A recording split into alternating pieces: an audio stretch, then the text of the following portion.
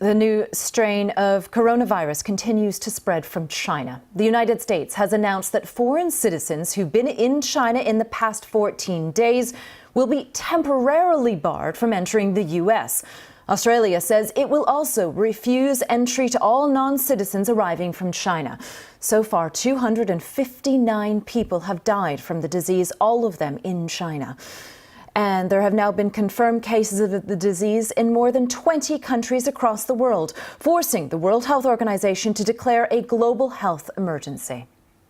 I've been speaking to our correspondents Steve McDonald in Beijing and Mariko Ooi in Hong Kong about the situation.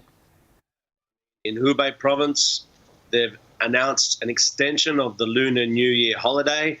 I mean, I guess they've got to do that. What are people going to do? 60 million people on lockdown. They can't go to work if their workplace is outside that province, and they don't want people to be gathering inside of Hubei, the province where the virus outbreak started.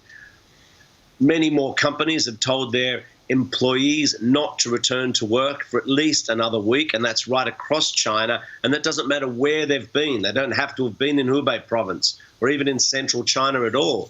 Tianjin is the latest city to announce strict restrictions on business and the like, saying that all companies not involved in like essential services, including providing food, water, electricity and the like, should not open, not for another week. They're saying until further notice. And Tianjin is a huge industrial city, a big port, very important for the Chinese economy, also important for the university, school sector, etc. Schools there, universities, have announced they won't be opening again until further notice.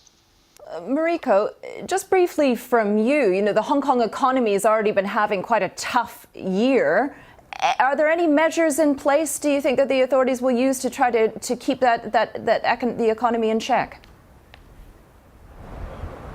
Well, as you say, there are definitely concerns that while people here want to stop the spread of the virus, this outbreak could have even further impact on the economy. As you said, after months of those pro-democracy protests, the tourism industry has been hit, the retail sector has been hit, and those industries will be affected the hardest by this coronavirus outbreak, and therefore there will be some kind of an impact on the economy, and we can probably expect some kind of measures from the authorities eventually to cushion the blow. But of course, the economy is already in a technical recession, and there could be, as the longer this goes on for, the bigger the impact will be on the economy as well.